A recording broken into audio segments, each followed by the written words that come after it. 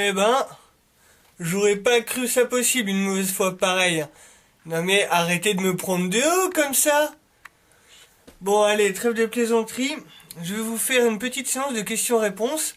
Alors, je ne regarderai pas directement la caméra, donc je ne vous regarderai pas vous directement, puisque je vais lire les questions et les réponses sur mon écran, donc vous allez pouvoir admirer mon joli crâne. Alors, la première question, ou plutôt la première idée un peu préconçue, c'est que la dette, c'est simplement l'intérêt que l'on paye depuis la loi Pompidou-Giscard-Rothschild en 1973, uniquement ça. Avant cette date, la France empruntait à la Banque de France sans intérêt et la dette actuelle, c'est les intérêts cumulés depuis 1973. La réponse, c'est qu'en fait, ce n'est pas tout à fait cela. Comme nous l'avons vu dans notre schéma tout à l'heure de la dette, c'est les intérêts plus le capital emprunté, parce que le montant qu'on a emprunté, on doit aussi le rembourser. Cela dit, l'intervenant avait tout à fait raison, enfin en tout cas il avait partiellement raison dans le sens où nos impôts servent principalement à payer les intérêts de la dette qui se sont monstrueusement accumulés. Autre question. Il est vrai qu'il y a une petite erreur. On a fait un amalgame entre le riche particulier et le banquier privé. Ce sont les banques privées qui prêtent de l'argent au pays. Alors ça aussi c'est une erreur puisque ce ne sont pas directement les banques privées qui prêtent de l'argent au pays. En fait, les sociétés d'investissement, pour la plus grande partie, sont celles qui détiennent les dettes dites souveraines. Les dettes souveraines sont les dettes des États, n'est-ce pas? Et les banques ne détiennent qu'une petite partie de cette dette. Parce que quand un État emprunte, par exemple le gouvernement français, il ne va pas à la banque populaire du coin signer un prêt comme un particulier.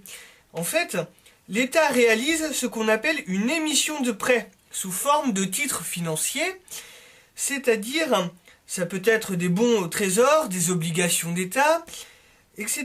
Et ces titres sont émis, c'est-à-dire diffusés sur les marchés financiers.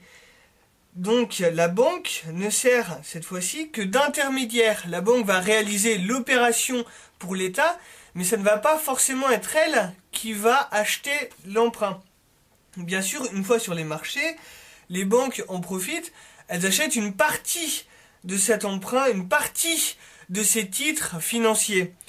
Mais cela n'empêche pas qu'un emprunt de l'État n'a rien à voir avec ce qui se passe quand par exemple monsieur Duchemin va emprunter à une banque une camionnette pour effectuer ses livraisons de boulangerie.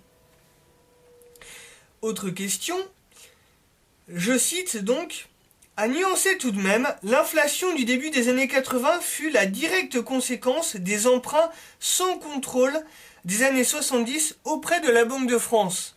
Car il y a toujours un décalage dans le temps entre la création monétaire et sa répercussion sur les prix. Mais sinon, c'est vrai que ce système, s'il est contrôlé, est parfaitement viable. Le problème, c'est que l'utilisation de sa banque centrale sans contrôle, ça peut être une arme politique. Un autre disait également, emprunter à sa banque centrale, c'est suicidaire. Nous ne sommes pas américains, nous ne pouvons pas nous permettre ce luxe. Notre monnaie a comme référent le dollar. Si on emprunte à la banque centrale, on a de l'inflation, c'est-à-dire que pour $1, on va devoir aligner plus d'euros. Comme toutes les matières premières se négocient en dollars, les entreprises françaises perdront en compétitivité, donc la croissance sera en chute libre. Quelqu'un d'autre encore réagissait en disant « Mais bon sang, arrêtez votre délire !» Ça part bien déjà. En tout cas, il ajoutait « Cette loi a pour objectif de protéger l'épargne des Français. Rembourser la dette avec la planche à billets, c'est l'hyperinflation. 10 000 $ en euros va devenir 10 $ en quelques mois. Voyez ce qui s'est passé en Argentine au début des années 2000. La vraie raison de la dette, c'est que les majorités politiques veulent laisser la responsabilité d'équilibrer le budget au suivant en repoussant sans arrêt le problème. » Alors là, je fais juste une petite réponse. On a beaucoup dit que les emprunts de l'État vers sa banque centrale pouvaient provoquer de l'inflation. En fait, C'est également vrai pour les emprunts faits auprès d'une banque privée. Ce qui compte, ce n'est pas l'origine de l'emprunt. Ce qui compte, c'est la masse monétaire en circulation. Si on fait trop d'emprunts auprès d'une banque privée, il peut parfaitement survenir une inflation à cause de ces emprunts. En fait, que l'emprunt provienne d'une banque privée ou de la banque centrale, ça n'y change pas grand-chose. Une autre question. Emprunter à la banque centrale, c'est la planche à billets, ça. Et ça crée de l'inflation et ça détériore la compétitivité des entreprises françaises au profit des entreprises étrangères, car il y a dévaluation de la monnaie et augmentation des prix intérieurs.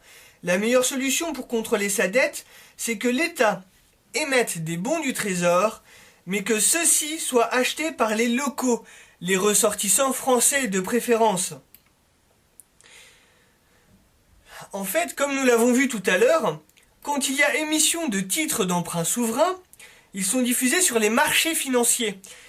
Et ça empêche donc de décider qui va acheter cet emprunt. En fait, on n'a aucun contrôle sur l'acheteur, sur celui qui va participer à ce prêt à l'État. Ceci dit, beaucoup reprochent à l'État d'exempter d'impôts, je cite, les riches qui achètent des emprunts. Pourquoi donc, à votre avis ? Parce que justement, l'État préfère que ce soit des citoyens français qui achètent la dette plutôt que des étrangers. Nouvelle question. À propos de la loi de 1973 mal interprétée. Alors, cette loi patricide est connue de tous les économistes et politiques, et rien n'est fait. La maison Rothschild dirige l'Europe depuis 200 ans, et le monde. La loi de 73 est le fait de Pompidou sûrement, ancien banquier de la maison Rothschild qui a vendu la France à des intérêts privés. C'est le plus gros scandale d'après-guerre, mais l'information n'est jamais relayée. Scandaleux et inquiétant sur le lobby des banquiers internationaux qui érigent, dictent et provoquent et contrôlent tous les événements de notre siècle. Voilà, donc on retombe sur la paranoïa conspirationniste telle que moi-même je ne la supporte pas. Je n'ai pas d'autres commentaires à faire à part les nombreuses fautes de français de ce texte, mais bon, il y a d'autres interventions qui suivent, donc continuons. C'est cela que vous n'entendrez jamais ces diffuseurs d'informations mensongères et tronquées le dire.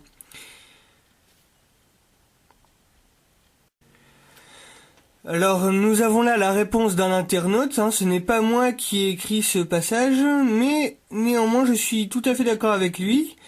Je trouve d'ailleurs que j'ai rien d'autre à rajouter, donc je vais me contenter de vous la lire.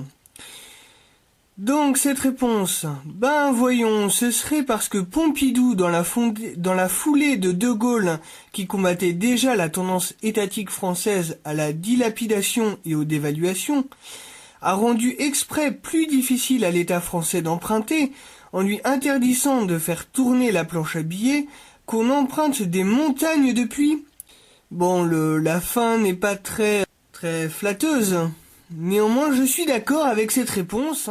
Voilà, donc pour conclure cette discussion précise, moi je dirais qu'il est donc inutile de reprocher à François Hollande de ne pas axer sa campagne sur cette question. Il y a encore néanmoins d'autres interventions qui méritent des réponses. Alors, une internaute qui disait « C'est le système bancaire qui crée les famines et les dettes des pays ». Alors je proposais une réponse légèrement ironique en lui disant que c'est aussi le système bancaire à ce moment-là qui provoque le séisme d'Haïti, du Japon, les éruptions volcaniques dans le Pacifique, les tornades sur la Floride, etc. Et n'ayant pas compris qu'il s'agissait d'ironie, on m'a répondu, je cite, « Je parlais de famine, relis-moi. Spéculation sur les prix des denrées alimentaires de première nécessité est prêt pour que les agriculteurs améliorent leur production dans ces pays, ce qui les endette.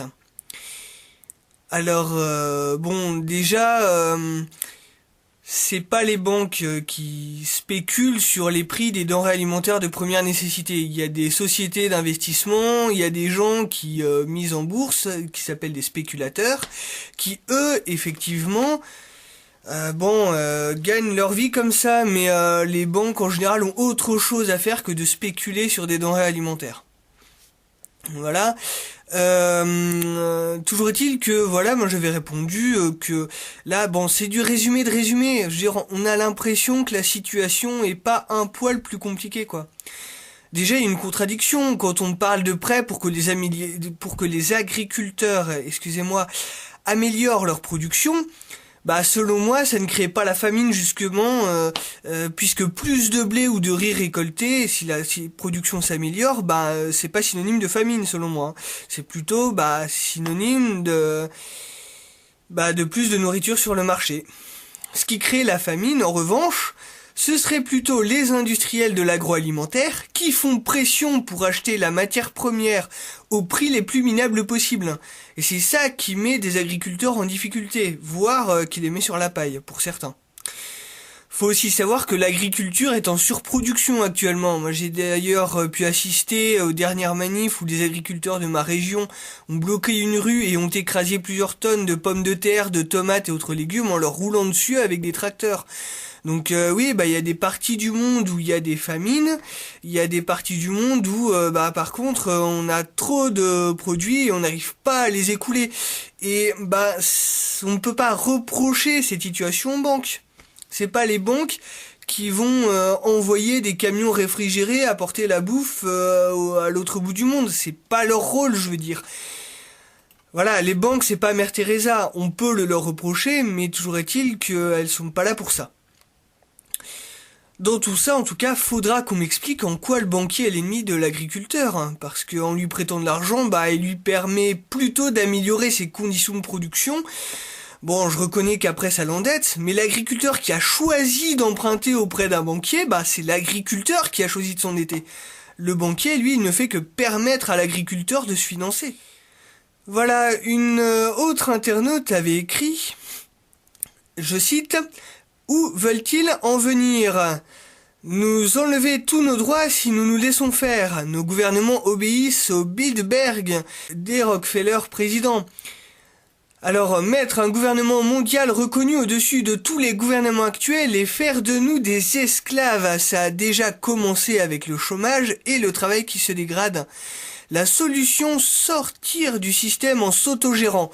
Les Belges l'ont fait depuis presque 2 ans, mais avec le new gouvernement, les ennuis vont revenir. » Alors, petit commentaire de ma part. En soi, c'est déjà ridicule cette occasion de ces paranoïas conspirationnistes dans lesquels les personnes prennent leurs croyances pour des réalités, ce qui les conduit à faire circuler des rumeurs stupides sur Internet. Bon, alors après, il y a le fantasme sur la Belgique qui en fait a connu d'énormes difficultés politiques récemment. Bon, donc ça relève d'une naïveté absolue de dire que les Belges sont sortis du système pendant 2 ans, machin, alors qu'en fait, ils étaient dans des problèmes, ils avaient plus de gouvernement. C'est pas quelque chose de forcément souhaitable. Après, j'y reviendrai un peu plus loin parce que je parlerai de l'anarchisme un petit peu plus loin. Je parlerai de Proudhon notamment. Donc, je m'arrête ici pour mon petit commentaire. Un autre internaute répondait à cette même intervention. Il faut revenir comme avant, on s'en cogne des autres. Alors là, il fait référence au fait qu'on parlait des Belges, voilà.